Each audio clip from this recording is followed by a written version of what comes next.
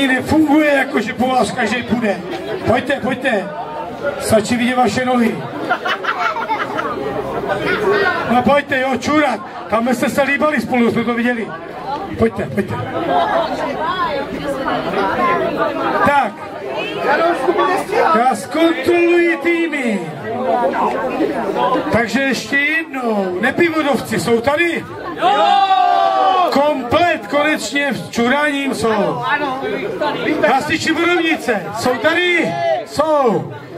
Vajzovci? Nejsou. Vajzovci nejsou. Chybí někdo? Tak jak to je? Už jsou komplet? Dobře, jsou. Švagerovi. Švagerovi jsou? Ne, Švarkovi, pardon. Šoumení. Jo, jsou.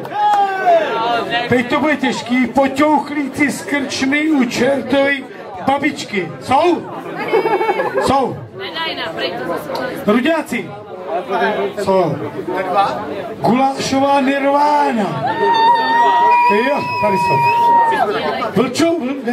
Vlčovní vlčáci. Jsou. Sdružení Plesk. Jsou. No a šedá eminence. Jsou. Tak přátelé. A vy, co to všechno pozorujete? Tak, já vám to ještě úplně neřeknu, poněvadž je to docela důležitá věc a hlavně složitá věc.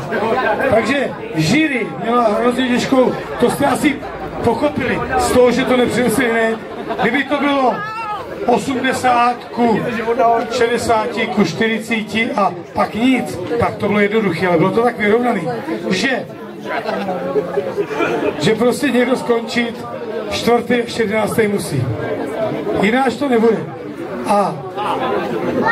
Takže já to vezmu jako loni. Nikoho tím snad neurazím. A já vezmu prostě to náhodně tady a vezmu to až po to 3. místo, který vyhlásíme až posléze, kteří si vysloužili už ty ceny. Ale nebojte se, všichni ostatní dostanete taky něco. Takže já to vezmu a teď, prosím vás, bez pořadí. Nejste poslední, ty, co vyhlásí. Ani náhodou. Jste 4. až 11. Jo? Takže koho si tady vyberu úplně náhodně? Tak tento teda